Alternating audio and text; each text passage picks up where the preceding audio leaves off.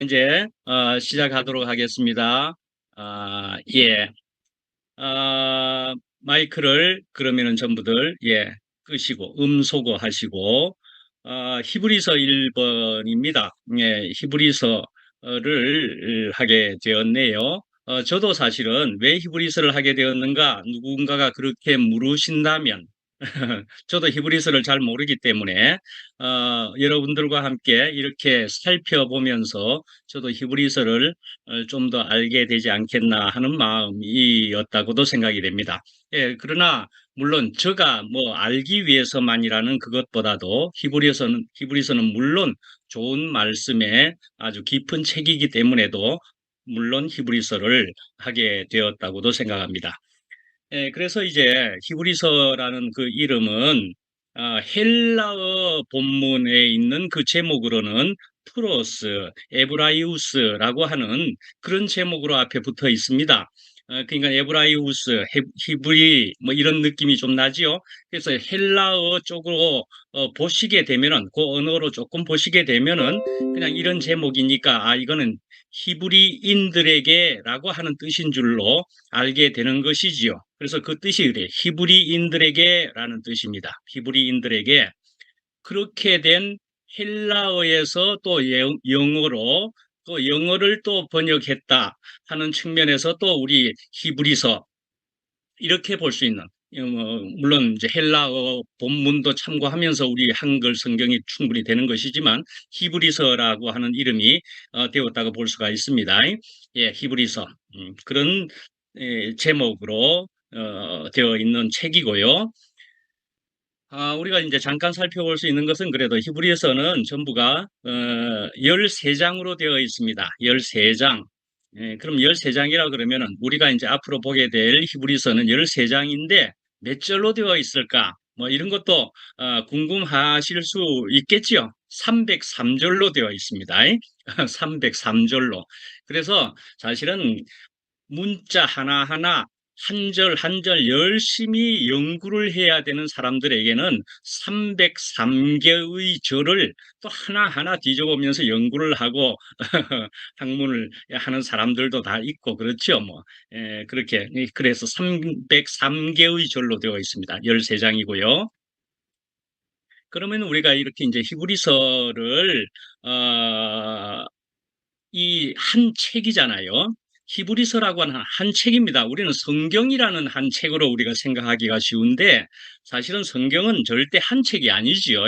66권의 책을 마구 그냥 작은 글씨로 깨알같이 모여 있는 책입니다. 사실은 그렇게 해서 한 책 한 책 66권의 책이 모여 있는 것이고 히브리서도 한 책입니다. 한 책. 그죠?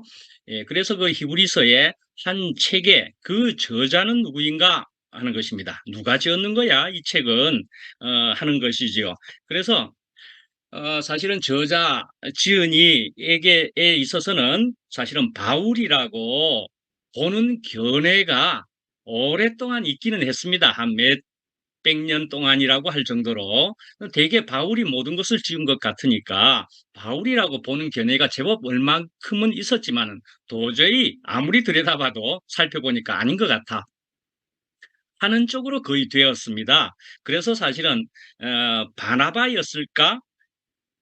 그러나 뭐 누가였을까? 디모데, 아굴라, 브리스길라 뭐 이런 사람까지도 생각을 해보기도 하는 그 후보군에 올라와 있기도 하고 그렇지만 결국은 아직까지는 완벽하게 누가 저자인지 모르겠다. 작자 미상이라고 보는 겁니다. 작자 미상이라고. 예, 왜 근데 작자 미상이라고 볼 수밖에 없느냐 하는 점에 있어서 이제 뚜렷한 것 조금을 이야기하면은 바울 서신을 들여다보시면은 나 바울이 말하노니 나 바울이 쓰노니 뭐 이런 식으로 바울은 자신의 이름을 밝혔습니다. 바울 서신 13권 안에 보면은 바울 서신은 자신의 이름을 밝혔단 말이죠. 그런데 이름을 전혀 밝히지 않는다는 것이고요. 이름을 밝히지 않고 있고 그 다음에 바울 서신에서 등장하는 그런 주제 같은 그런 내용들이 발견이 되지 않는다는 것입니다. 상당히 다른 내용, 다른 방식이다 하는 것으로 분명히 보여진다 말씀이지요. 예를 들어 요 직전에도 우리가 이야기한 것처럼 갈라디아서 했습니다. 갈라디아서는 작은 로마서다 할 정도로 로마서의 내용을 거의 담고 있었다고 제가 말씀드렸었죠. 그러니까는 갈라디아서를 보면은 로마서하고 비슷한 내용이 많이 있네. 예를 들어 이신칭이가 그랬던 것처럼요. 예, 그래요. 그런 것을 통해서 이건 분명히 바울 서신, 바울이 지었다고 밖에 볼 수가 없겠구나. 뭐 우리 이렇게 다 추측이 짐작이 가능하다 말씀이지요. 예, 그렇게 되는 것인데 이건 아니다. 그렇게 보여지면서 그래서 유명한 그 오리게네스라고 하는 그런 유명한 사람이 한 말이 그 유명하게 저기 돌고 있는 게 있습니다. 히브리서의 저자는 하나님만이 알고 계신다. 그렇게 이야기를 해버렸습니다. 예, 그래서 히브리서는 정말 도무지 누구라고 말하기는 어려워서 이 말을 그래서 많이들 인용을 하면서 히브리서의 저자는 하나님만이 아신다라고 작자미상이 그렇게 되어 있습니다. 예, 그래서 또 히브리서는 그러면 어떤 책일까? 많은 연구들이 있고 학문적으로 되어 있는 것을 보면 굉장히 복잡하게 되어 있겠죠. 우리는 그런 것들은 우리에게 꼭 필요한 것은 이제 아닐 것이기 때문에 그런 것은 이제 저는 할 수 있는 대로 뭐 저도 뭐 다 알지를 못하는 것이니까 굉장히 복잡하게 연구들을 하는 사람들은 있으니까 이제 그런 것들은 뺀 것이고 그래서 이제 별명은 무엇이었을까? 이제 이런 것을 우리가 한번 생각해 볼 때는 우리가 또 조금 이해에도 도움이 될 것 같아서 말씀을 드려보면 별명으로는 히브리서를 신약의 레위기다 그렇게 이야기하는 별명도 있습니다. 신약의 레위기와 같아. 그러니까 여러 가지 규례들을 적어놓은 구약을 많이 인용한 것으로 그렇게 보이는 측면도 있고요. 또 제5복음이다. 우리가 이제 사복음서가 있는데, 그죠? 사복음서 외에 이건 다섯 번째 복음이라고 할 만한 굉장히 또 깊고 큰 책이다. 복음이다. 그렇게 제5복음이다 하는 게 있고요. 천상의 복음이다. 그렇게 하는 별명, 닉네임도 있고요. 또는 간추린 성경이다 하는 별명도 있습니다. 요약 성경이다 말이죠. 요약 성경이다고 하기도 하고요. 간추린 성경이다. 이렇게 하는 그런 별명도 있고요. 그 다음에는 또 유대교에 대한 기독교 변증서다. 그렇게 이야기하는 것도 있습니다. 유대교에 대해서 이 기독교를, 이 그리스도교를 변증하는 변증의 책이다. 예, 그렇게 보는 견해도 그 별명도 있다는 말씀입니다. 그러면은 또 이렇게 한번 보죠. 성경에 나오는 특별한 장들을 혹시 어떻게 기억들을 하시는 게 있습니까?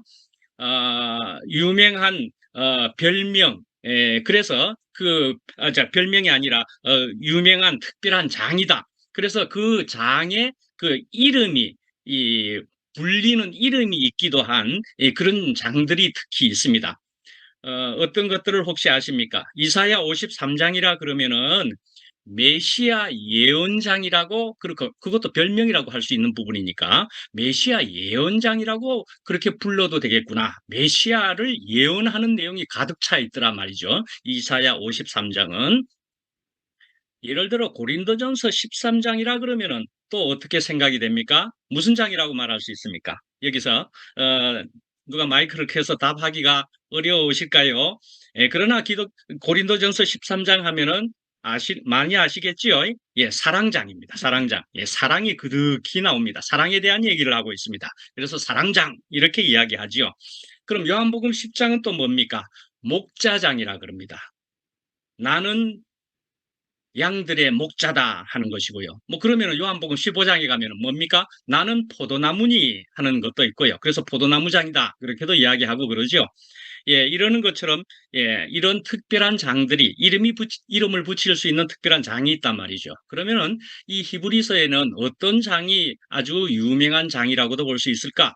히브리서 11장에 가면은 무슨 장이지요? 믿음장입니다. 믿음장. 믿음은 바라는 것들의 실상이요 보이지 않는 것들의 증거니 뭐 등등 믿음 수도 없이 11장에는 믿음에 대한 얘기가 많이 나와서 야 이거는 뭐 믿음이 굉장히 많이 나오네. 그럼 무엇이라고 불리는 게 쉽습니까? 믿음장이구나. 예, 그렇게 볼 수 있단 말이죠. 예, 그런 이름을 붙일 수 있겠고 11장 같은 경우 예를 한번 들어봤고요. 자, 그러면은 책을 썼으면은 이건 누구를 향해서 썼을까? 저번에는 회람서신이라고 하는 것을 말씀도 드려본 적이 있지만은 회람서신도 여러 곳에 있는 그래서 사실은 모든 기독교인들에게 그렇게 쓴 책이다. 그렇게 볼 수 있는 측면도 있지만 사실은 그 당시에는 어떤 지역으로 그 책을 써서 보낸 것이 처음이었다. 이렇게 볼 수가 있고 그 지역을 향해서 그래서 고린도에 보냈기 때문에 고린도 서 이렇게 말하는 것으로 되어 있단 말이죠. 고린도 교회에 말하노니 뭐 이런 식으로 하는 것이었으니까. 그럼 이 히브리서는 과연 어느 사람들에게 그렇게 어느 사람들을 위해서 또 어디로 향해서 쓴 편지일까?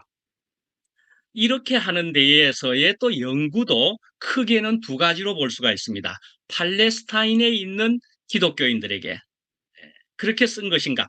이스라엘, 팔레스타인, 오늘날 그 분쟁이 되고 있는 이스라엘, 팔레스타인 지역에 있는 사람들, 특히 유대에서 기독교로 온 사람들에게, 아니면은 이탈리아, 로마가 있는 이탈리아에 있는 기독교인들에게 그렇게 쓴 것일까? 예, 그렇게 두 개가 크게 맞서고 있다. 이렇게 볼 수가 있는데 이탈리아설이 아주 유력합니다. 그래서 이탈리아에 있는 그리스도인들에게 편지를 쓴 것으로 그렇게 보고 있습니다. 예, 그걸 이제 13장 24절에 보면은 13장 23절에 보면은 이탈리아인들에게 하는 얘기가 살짝 나오고 있어서 그것으로 통해서 이건 이탈리아인들에게 보낸 것일 것 같아. 네, 기독교인들에게. 자, 그러면 또 기록 연대는 또 어떻게 될까 하는 것입니다. 언제쯤 기록하였을까? 우리가 이제 이런 기록 연대를 이렇게 또 살펴보는 것도 조금 더 학문적으로 이제 살펴보는 것이기도 하지만, 그러면은 그렇게 적어진 이 책은 그러면 어떤 내용을 담고 있는 것인가? 이런 것을 추측해 볼 수가 있게 되는 것이죠. 예, 그러니까 거기로 통해서 볼 때는 기독교 박해가 아주 절정에 달했을 때 분명히 적은 것 같아. 내용을 살펴보면 박해가 굉장히 있는 그런 모습을 이야기하고 있는 것 같아 하는 것으로 알 수가 있는 것이 있고요. 그 다음에 디모데가 석방되었다 하는 것이 또 히브리서 그 13장에 언급이 되고 있다. 이런 것을 볼 때는 히브리서 디모데의 석방이라면은 어느 시기 이상이어야 되는 거구나. 뭐 이렇게 볼 수 있는 것이고. 그 다음에 예루살렘 성전의 파괴에 대한 언급이 없다라는 것입니다. 예루살렘 성전의 파괴는 이 기독교인들, 그리스도인들, 뭐 심지어 유대인들은 더욱 그럴 테고 이 성전 파괴에 대한 것은 너무너무 큰 일일 겁니다. 그럼 그것에 대한 것을 반드시 아마 적을 겁니다. 근데 그것에 대한 언급이 없다라는 거죠. 그래서 우리 크게 볼 때 이런 것으로 통해서 볼 때는 네로 황제가 AD 54에서 68년까지 집권을 했다라고 볼 때 네로 황제가 박해가 많을 때 많이 한 왕이라고 보면서 앞에 있는 이런 것들을 통해서 볼 때 54, 68년 아니다. 그리고 이러이러한 것으로 통해서 약 60년대 후반일 것으로 본다는 것입니다. AD 60년대 후반쯤에 적어졌을 것이다. 그런데요, 대개 이런 것이 많은 편이기는 하지만은요, 연구는 또 굉장히 들여다보는 사람들이 또 있어서 AD 90년경에 적어졌을 것이다라고 하는 견해도 있더라고요. 또 그런데 하여간 뭐 여기까지로 또 하겠습니다. 예. 자, 이제 이렇게 그 정도쯤에, 그렇구나. AD. 그러니까는 이런 것을 통해서 우리가 볼 때 예수님이 AD 30년, 33년 이런 경에 돌아가셨다고 할 때에 이 히브리서는 60년대 후반쯤이라는 얘기구나. 뭐 이런 것으로 통해서 그 30여 년 그런 텀을 가지고서 또 그 뒤에 히브리서는 나왔고 뭐 이런 것들로 통해서 우리는 좀 더 이런저런 것을 생각하고 추측하고 짐작하기가 좋을 수 있겠으니까 이런 걸 한편 알아두는 것은 좋을 것이라는 생각도 듭니다. 자, 주제를 한번 살펴볼까요? 주제를 보면은 자, 이제 하나님은 어떤 존재인가? 하나님을 조금 어려운 표현으로 보자면은 절대 타자다, 절대 타자다, 혹은 초월자다, 뭐 이런 표현으로 이런 이름으로 볼 수가 있는 그런 하나님을 그렇게 이제 보는 그런 옛날에 고대 세계에서는 그래서 이런 하나님 앞으로 우리가 어떻게 나아갈 것인가 이런 하나님과 내가 하나님을 또 어떻게 인식할 것인가 뭐 여러 가지 그래서 히브리서의 주제도 이런 것에 대해서 그래서 이제 히브리서 이 저자는 그래서 중보자나 중간 존재를 통해서 하나님에게로 접근하려고 하는 그래서 이제 그 완전함을 성취해 보려고 하는 것이 그 2장 10절이나 5장 9절이나 7장 11절 같은데 이런 것이 이제 그런 표현들이 있다 말씀이죠. 그런데 하여튼 이렇게 애쓰는 그 당시에 그 독자들을 향해서 오직 예수만이 말이에요. 예수만이 그 하나님께로 갈 수 있는 하나님을 인식하고 하나님을 깨달을 수 있는 그 길인 것을 이야기하려고 했다 말씀이죠. 예. 예수님만이 하나님께로 갈 수 있는 길이다. 하나님을 깨달을 수 있다. 그렇게 얘기하는 것이다 말씀이죠. 그래서 유대교의 그 인물이나 제도보다도 훨씬 뛰어난 예수님이요. 그 예수 그리스도시다. 라는 것을 이야기하려고 했단 말이죠. 이 주제라는 것이. 그러니까는 예수 그리스도만이 하나님께로 갈 수 있는 유일한 길이다. 그런 얘기를 하고 있단 말씀이죠. 자, 우리는 이제 그런 예수 그리스도를 우리가 들어서 알고 깨닫고 먹고 그리고 예수님과 연합하고 하나 되는 우리는 그런 지금 교회 생활을 하고 있고 또 우리 각각이기도 하고 우리라는 생각이 듭니다. 참 그 예수님에 대한 생각을 하면은 그 예수님이 그저 들어서 아는 것으로 그치지 않고 예수님만이 나의 주님이시고 나의 복입니다. 주님밖에 나의 복이 없습니다. 라고 하는 진정한 실제적인 고백이 우리에게는 정말 이런 말씀으로 통해서 우리에게 있어지게 된다 하는 생각이 들고요. 오늘 아침에 또 제가 재빨리 일어나서 폰으로 또 뉴스를 이렇게 봤을 때 하나 이런 생각이 또 들게 되었습니다. 어떤 비행기가 가다가 갑자기 난기류를 만나가지고 엉망진창이 되어가지고 다시 비행기가 돌아오게 되었답니다. 갑자기 어디에서 어디로 가다가였지? 그건 기억이 안 나네요. 어디였지? 하여튼 싱가포르 항공이었던 것 같은데. 그래서 비행기 내부에 사진이 잠깐 나와 있는데 완전히 엉망이 되었더라고요. 근데 엉망이 되어가지고 아주 뒤죽박죽이 되어 있는 사진이 이제 비행기 내부에 사진이 나와 있는데 저는 그것을 옛날에도 얼마 전에도 한번 생각했다가 얼마 전에 또 저기 비행기를 타고 유럽 여행을 이제 가면서도 난기류를 한번 만났었는데요. 난기류를 만나면서도 생각해 본 적이 있었었는데 그렇구나. 이제 비행기를 타면은 벨트를 언제나 매야 되겠구나 하는 생각을 하게 됐습니다. 언제라도 난기류를 만나면 갑자기 뚝 떨어지거든요. 갑자기 떨어지니까 벨트 매시오 하더라도 이미 늦었을 수가 있는 거예요. 그럼 벨트 안 맸으면 천장에 가서 머리 박는 거예요. 예, 그렇게 하면 다쳐버리는 거죠. 이 난기류로 통해서 저기 살아나게 그러니까는 살아날 수는 있는데 그러나 심하면은 벨트 안 맨 사람은 천장에 가서 머리를 박는다니까요. 그래서 언제나 벨트를 매는 것이 좋은 것이구나. 저는 그것을 영유 생명으로도 생각해 보면은 그렇구나. 인생이란 내 마음대로 하고 싶은 것을 우리가 원하는 것 같지만은 아니올시다. 저는요. 누구에게라도 붙잡히는 것이 차라리 낫겠습니다. 라고 저는 분명히 생각해 보게 됩니다. 누구에게 붙잡히는 것이 좋습니다. 그러면 그렇다고 해서 아무에게나 붙잡히려고 듭니까, 우리가?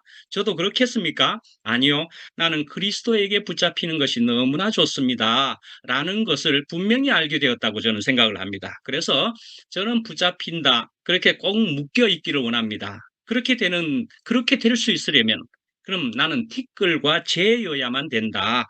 그런 생각이 들게 되고요. 그래서 우리가 티끌과 재, 그러면 아무것도 아닌 겁니다.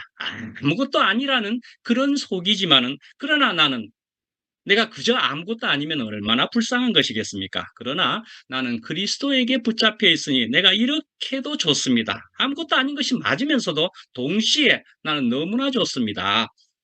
주님 안에 있습니다 말이죠. 예, 예, 이런 것으로 잠깐 생각을 해볼 수가. 잠깐 그렇게 보면은 이란의 대통령 죽은 것도 아시지요?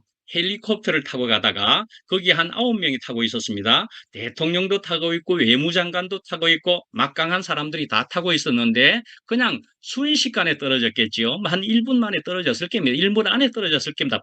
갑자기 해가지고 뚝 떨어졌는데 몽창 깨지고 죽었겠지요. 예, 이란 대통령 정도 대통령이면은 예, 뭐 안 죽을 뭐가 있습니까? 예, 순식간에 죽어버렸습니다. 예, 그렇습니다. 우리 인생이 그런 것입니다. 1분 후를 알겠습니까? 예, 1분 후도 모릅니다. 우리 인생은. 예, 그런 것이라는 우리 티끌과 재라는 것을 알고서 그렇습니다. 나는 주님에게 꼭 붙어 있겠습니다. 벨트를 꼭 매겠습니다. 주님의 벨트를. 이런 생각이 꼭 들게 됩니다. 야, 이렇게 볼 때는 이게 오늘 적은 것이 좀 프린트를 한 몇 장쯤 되는데 다음에 한 번 더 해야 될지도 모르겠습니다. 그렇게 이렇게 되네요. 자, 이제 목적을 잠깐 보시면은요. 예. 그리스도인들에게 그리스도의 뛰어나심을 보여주고 그분께 초점을 두게 하는 것이다. 네, 그렇게 그런 목적을 가진 히브리서라고 볼 수가 있습니다. 그러니까 그리스도인들에게 조금 더 내려가서 이야기하시면 될 텐데, 자, 히브리서의 이해라는 것을 우리가 생각해 보면은 유대교 그리스도인들은 지역 사람들로부터 핍박을 피하기 위해서 다시 유대교로 되돌아가고 싶어 했었습니다. 그러니까는 이게 뭡니까? 이제 이런 때는 어떠한 때였습니까? 예수님이 막 돌아가셨습니다. 죽으셨습니다. 죽었으니까, 예수 그리스도를 믿는 사람들이 당연히 생겨나기 시작했겠지요. 그럼 어디에서 주로 많이 생겼겠습니까? 예. 유대교인들에게서도 우선 많이 생겼을 겁니다. 이방인들에게서도 분명히 생겨났지만, 유대인들에게도 많이 생겨났을 겁니다. 하여간에 그러나 유대교에서 생겨난 그리스도인이든지 이방인에게서 생겨난 그리스도인이든지 이 사람들이 있는데 이 사람들은 핍박을 받았다. 그리 볼 수가 있습니다. 핍박을 받은 것을 우리가 생생하게 우리가 경험을 못 해본 사람에 속하겠지만은 또 우리 가까이 이렇게도 생각해 볼 수 있습니다. 우리 한국의 기독교가 처음엔 천주교로 들어왔었지요. 천주교 사람들을 우리 조선시대의 사람들은 굉장히 박해를 했었습니다. 그죠? 굉장히 박해를 하고서 이런 무슨 희한한 사교, 이런 나쁜 것을 믿고 있느냐 하면서 유교의 그 바탕인 그런 사회에서 천주교 들어온 것을 아주 야소교 막 이렇게 부르면서 아주 핍박을 해서 그래서 결국은 핍박입니까? 결국은 죽이는 일이 있어서 천주교 박해가 사람들을 마구 잡아다 죽였단 말이죠. 그래서 서울에 가면 절두산이라는 것이 있고 그래서 거기에 절두산은 뭡니까? 목을 잘라 버렸던 곳이다. 그 한강 옆에. 그러니까는 목을 잘랐었단 말이죠. 수많은 사람들이 목이 잘려서 죽었다. 이러는 것과 같이 그 당시에 그 유대 사회였습니다. 유대인들의 사회였습니다. 우리 한국은 유교의 사회였고 그 당시는 유대인의 사회였는데 기독교인들이 조금 생겨나기 시작하면 이 기독교인들을 바로 그 바울이 된 사울이 마구 그냥 그런 그리스도인들을 죽이려고 했던 것처럼 그 사회 전체가 이 새로운 기독교인들을 마구 죽이려고 했단 말씀이죠. 예, 그러니까 이런 박해를 핍박을 받다 보니까 아이고야 도저히 못 견디겠다. 믿어보니 시작해보니 이런 박해가 너무 크다 하니까 돌아가려고 했다 말이죠. 돌아가려고 하는 이런 때에 그러니까 이 히브리서의 저자는 그리스도 안에서 성숙한 단계로 정진해 나가도록 권고하는 것이다. 그렇게 볼 수 있습니다. 그런데 이렇게 권고를 하는 데에는 무엇을 근거로 할 수가 있느냐? 그리스도가 너무나 우월한 거 아니냐? 그리스도의 우월성에 근거한 것이다 이 말이에요. 예수 그리스도는 너무나 탁월한 그런 분이고 그런 생명이요 진리를 이야기하는 것이다 말이죠. 그렇게 하면서 이야기하고 있는 히브리서 책이다. 그래 볼 수가 있습니다. 예, 그래서 히브리서에는 또 아주 강조하는 것이 있는데 이미 들어서 아시겠지만 짐작도 하시겠지만 믿음을 굉장히 강조했습니다. 신약 성경 전부에는 믿음이 많이 나오고 있습니다만은 특히 믿음이 많이 나오는 것은 특히 아까 몇 장이라고 그랬죠? 히브리서 11장 그럼 믿음장이고 거기는 온통 믿음. 그래서 그 믿음이 전부 몇 번 나오는지 그건 또 저도 못 세어봤지만 온통 믿음 믿음 믿음 그렇습니다. 예, 믿음을 강조하고 있습니다. 예, 이렇게 믿음을 강조하는 이것도 유대교인들을 겨냥한 이런 믿음의 강조점은 유대교인들에게 바로 이건 그리스도교의 우월성이었다. 또 그것도 그렇게 볼 수가 있다 말씀이죠. 예, 그리스도가 이제 우월하다.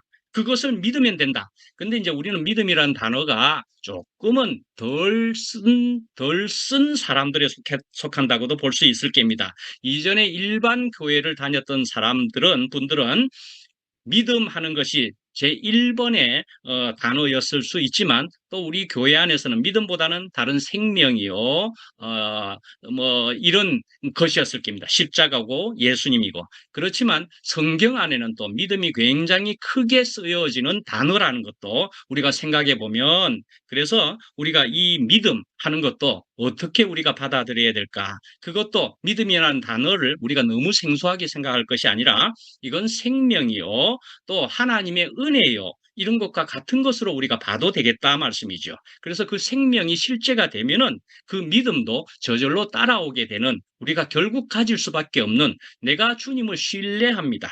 예.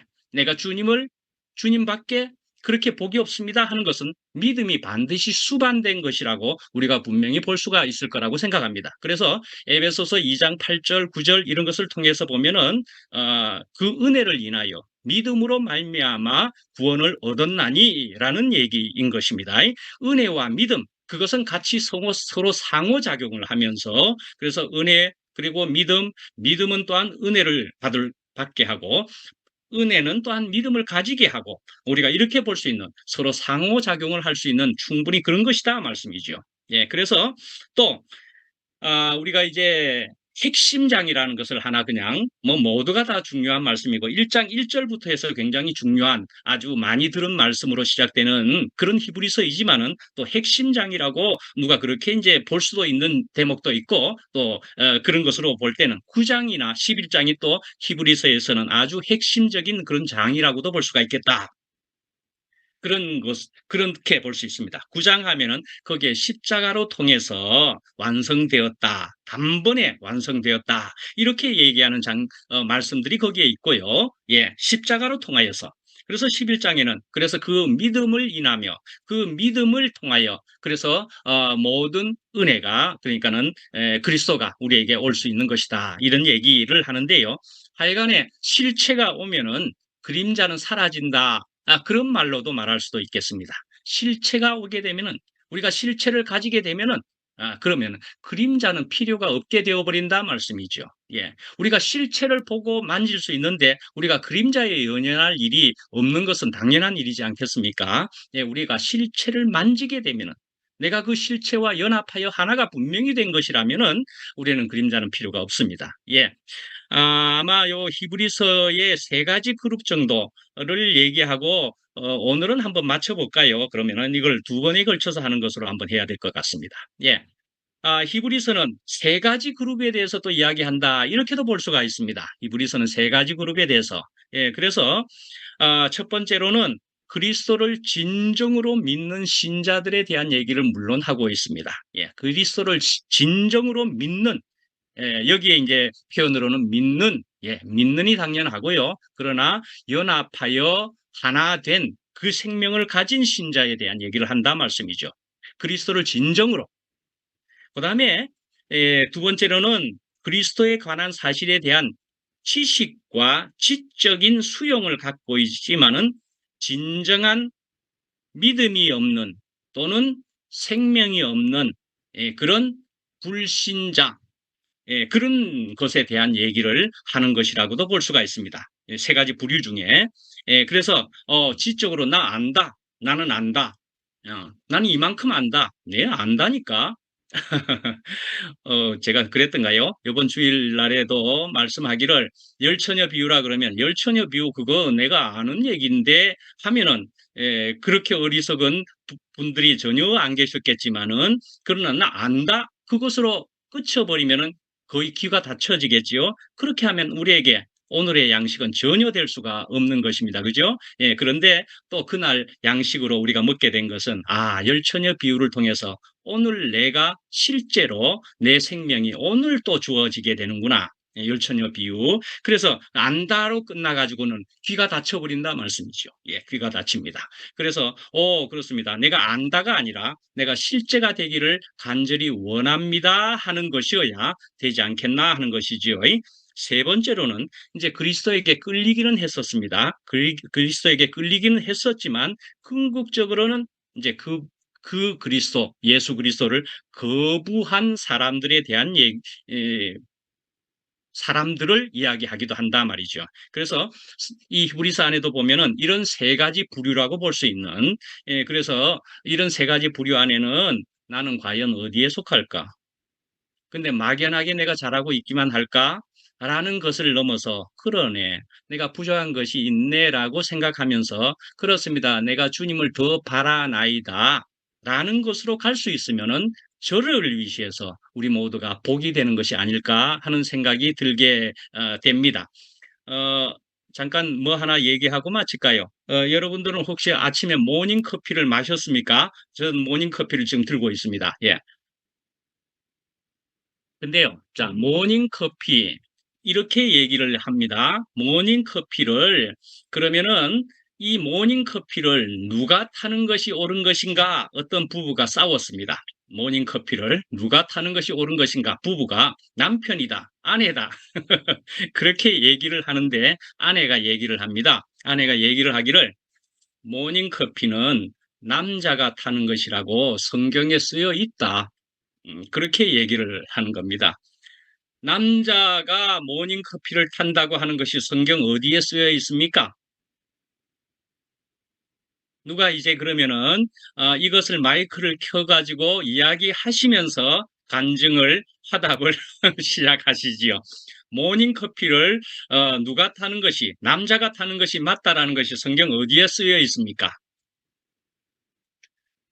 자, 또 대답 퀴즈 대답하기 좋아하는 누군가 머리 굴리고 있는 것 같은데 누가 대답을 한번 하면서 자 저는 이제 마치도록 하겠습니다. 안 그러면 제가 이야기하겠습니다. 마이크를 안 네. 켜십니까? 마이크를 안 켜시면 제가 할까요? 아니야, 나 켰어, 삼촌. 네, 지영이 할래? 좋다, 지영이 대답해봐라. 아니, 성경에는 커피를 누가 타야 된다고 적힌 적이 없어. 안 적혀 있어. 됐어, 오케이. 그래서 자, 커피는 그냥 먹고 싶은 사람이 타 먹으면 오케이, 돼. 오케이. 오케이. 자, 그래서 이제 이렇게 이야기할 때는, 미안해. 내가 이제 이야기하고 나는 마칠게. 지영이 잠깐만.